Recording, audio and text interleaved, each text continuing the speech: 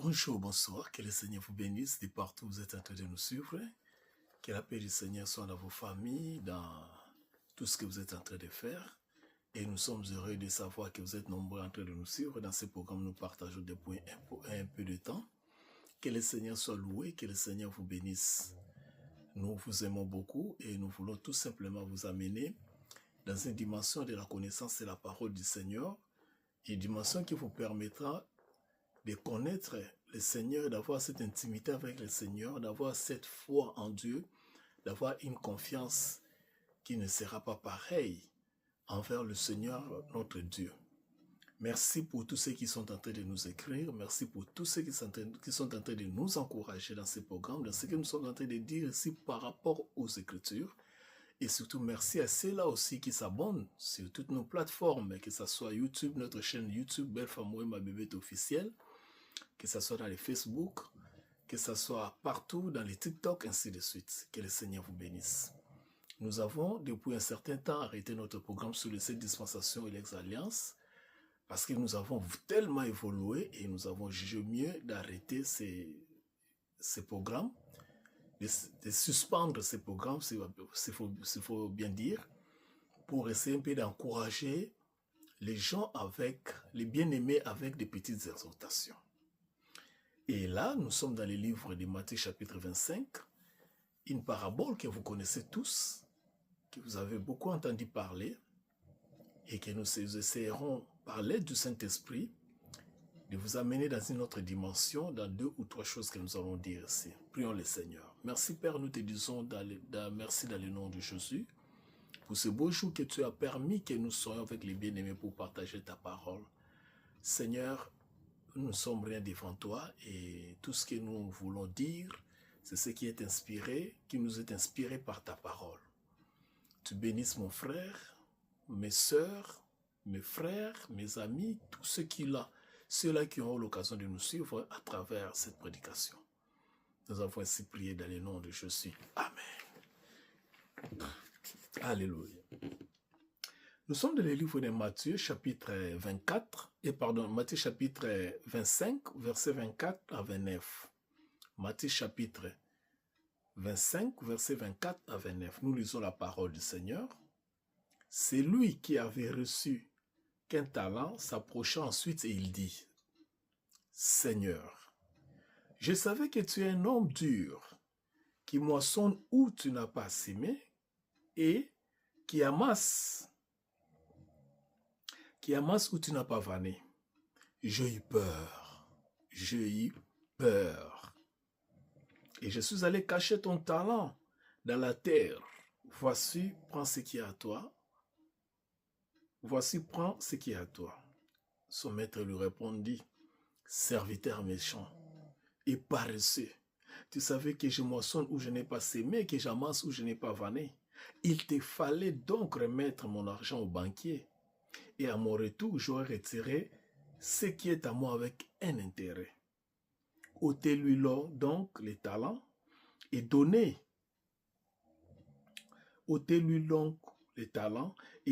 à celui qui a les 10 talents. Car, ce qui nous intéresse ici, car on donnera à celui qui a, il sera dans l'abondance, mais à celui qui n'a pas, on ôtera même ce qu'il a. Ça, c'est la parole du Seigneur. Que le Seigneur vous bénisse. Le dimanche passé, nous avons partagé sur Matthieu chapitre 25, là où il y a les paraboles des talents. C'est une parabole où nous connaissons tous. Nous avons suivi beaucoup de prédicateurs, beaucoup de bien-aimés en parler. Cependant, il y a une question qui nous vient toujours en esprit.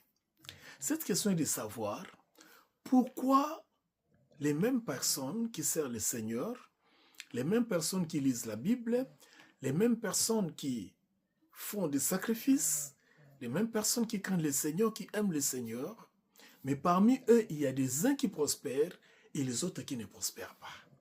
Ça, c'est l'une des meilleures questions que nous pouvons nous poser. Oui, la grâce est disponible pour tout le monde. La grâce est disponible pour moi, la grâce est disponible pour toi, la grâce est disponible pour tout le monde. Cependant, nous sommes dans des communautés, nous sommes dans des églises. Il y a l'avancée d'un groupe de gens, d'une catégorie de personnes. et il y a la stagnation pour les autres. Mais pourquoi cette différence? Et c'est ce que nous allons essayer de voir. Bref, si vous connaissez Matthieu chapitre 25, vous allez connaître certainement les paraboles des talents. Nous en avons parlé assez la fois passée. Mais là, nous allons nous attarder un peu sur celui qui avait reçu qu'un seul talent. Il y avait 3 personnes. Le Seigneur a donné une parabole où les maîtres donnaient des talents, distribuaient des talents à ses serviteurs. Le premier en avait eu 5, le deuxième en avait eu 2 et le troisième en avait eu un seul. Et nous avons parlé les 2 premiers, mais aujourd'hui nous allons parler de la dernière personne qui avait reçu qu'un seul talent.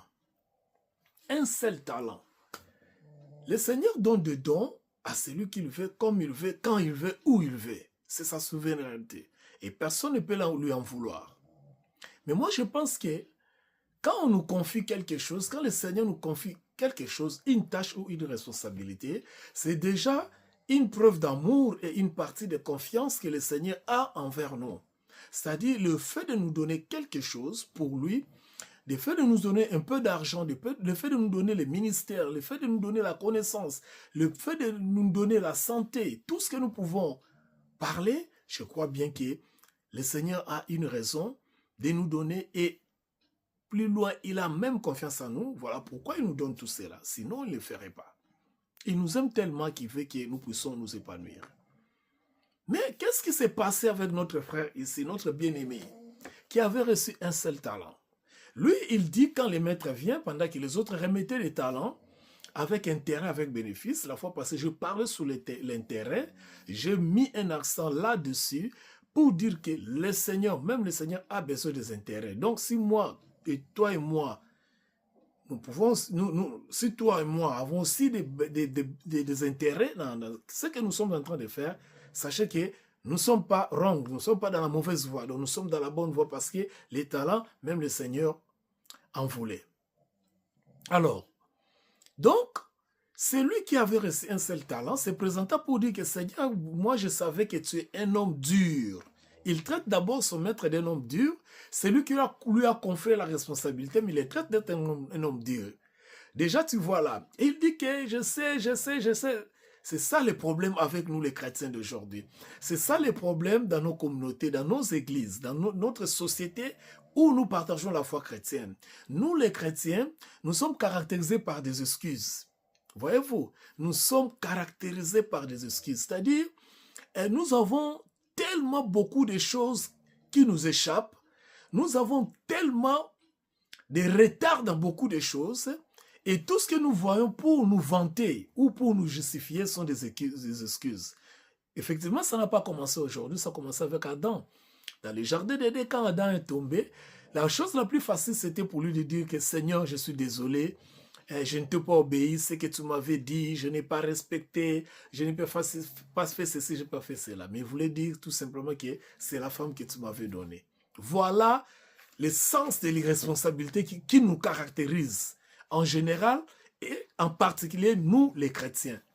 Surtout les chrétiens pentecôtistes que nous sommes. Les chrétiens des, soi-disant les églises de réveil que nous sommes caractérisés par une sorte de paresse, d'ailleurs le Seigneur le dit, une sorte de paresse sans précédent. C'est-à-dire, nous trouvons mieux de nous excuser à la place où de nous battre pour faire quelque chose. Il dit, Seigneur, je savais que tu es un homme dur, tu moissonnes là où tu n'as pas semé, tu amasses là où tu n'as pas vanné. Et je pris ton talent, je suis allé cacher cela.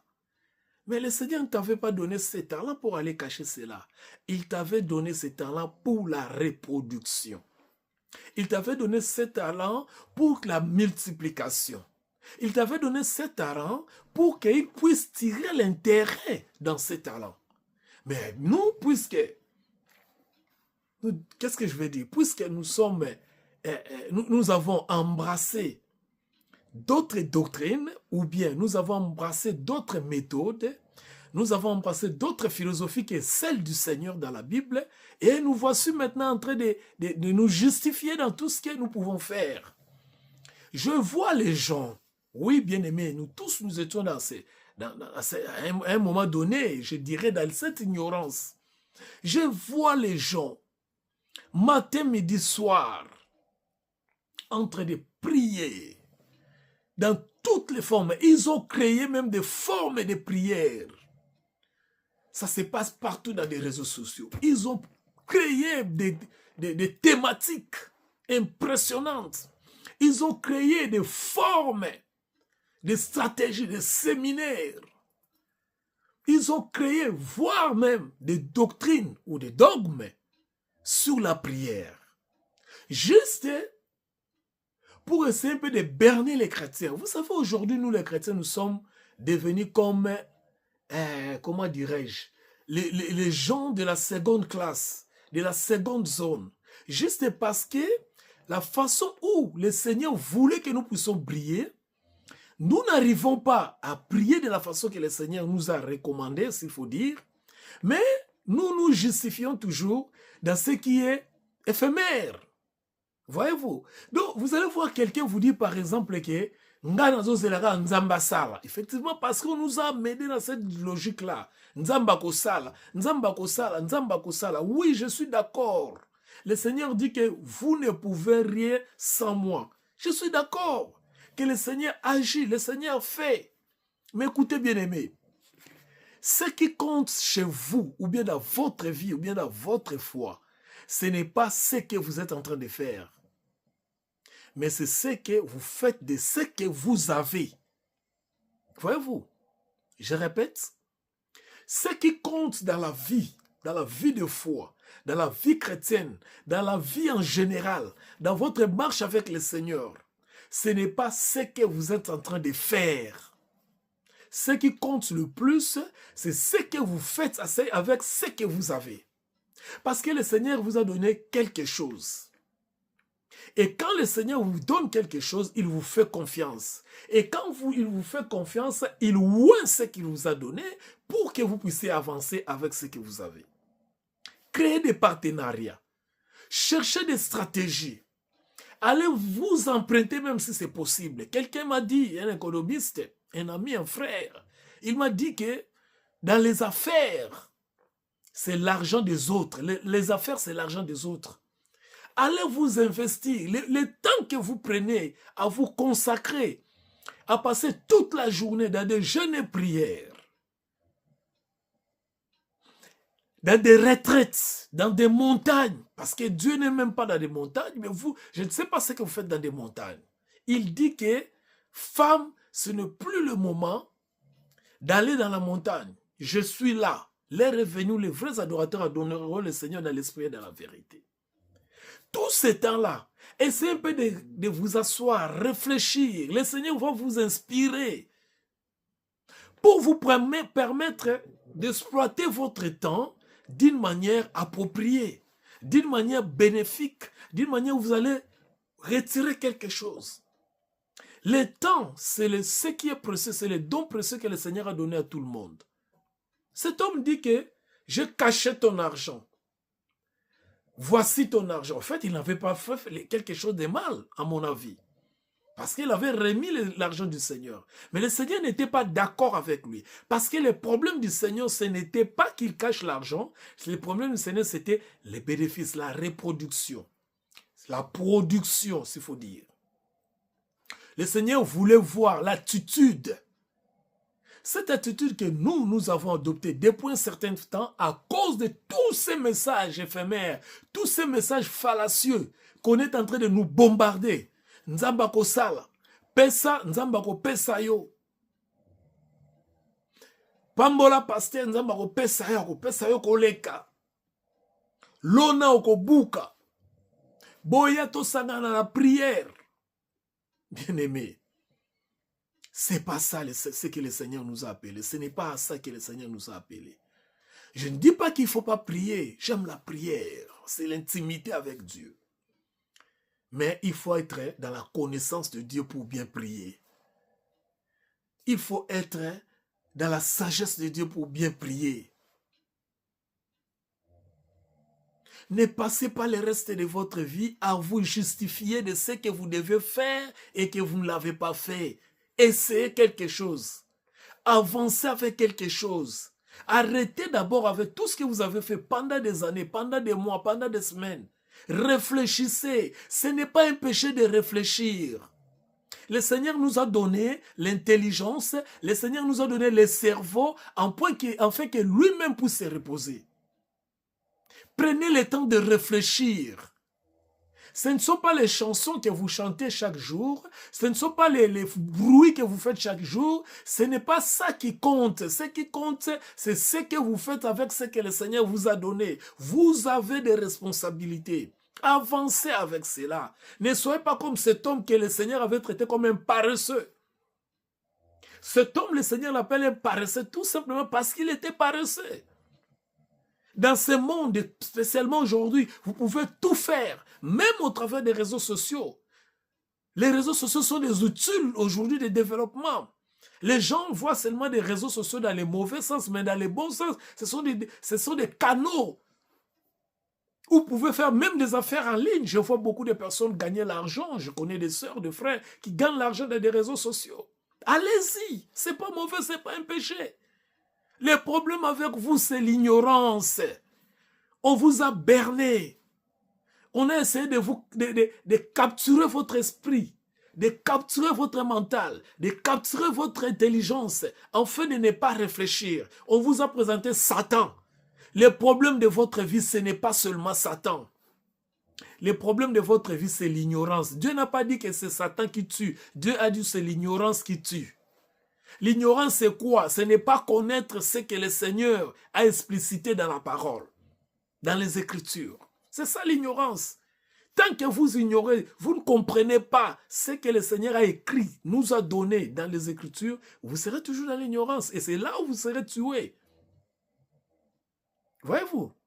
Donc, essayons de comprendre pourquoi nous avons des pauvres parmi nous, d'une manière générale. Pourquoi nous avons des gens qui n'évoluent pas alors qu'ils sont dans l'église. C'est tout simplement parce qu'ils ont choisi d'être ce qu'ils sont. Les gens diront que voyez, oui, nous sommes passés par là, nous y avons vécu. Nous ne sommes pas riches, nous n'avons pas beaucoup, mais nous ne manquons pas quoi manger, à mettre sous la dent, quoi se vêtir. Et le Seigneur a dit, si vous avez à manger, à boire, cela vous suffit. Donc, ne permettez pas à quelqu'un de captiver votre esprit pour vous laisser dans la paresse. Vous faire croire qu'il y aura un miracle qui viendra du ciel, vous faire croire qu'il y aura la manne qui va descendre du ciel, pendant que le Seigneur dit que soyez prospères. Pendant que le Seigneur a ordonné que vous soyez prospères, que vous avancez, que vous réussissez, que vous dominez. Pendant ce temps-là, vous vous attendez seulement qu'il vous arrive ce qui peut arriver. Non. Bien-aimés, gardez l'évangile, cherchez la connaissance, parce que la connaissance, c'est l'intimité avec le Seigneur. La connaissance avec l'intimité avec le Seigneur, il va vous révéler beaucoup de choses. Il va vous faire avancer, il va vous faire évoluer. Que le Seigneur vous bénisse. Jusqu'à ce que nous puissions nous revoir, restez dans la paix du Seigneur et nous allons nous raconter à la prochaine. Merci. Que Dieu vous bénisse de partout où vous nous suivez. Merci.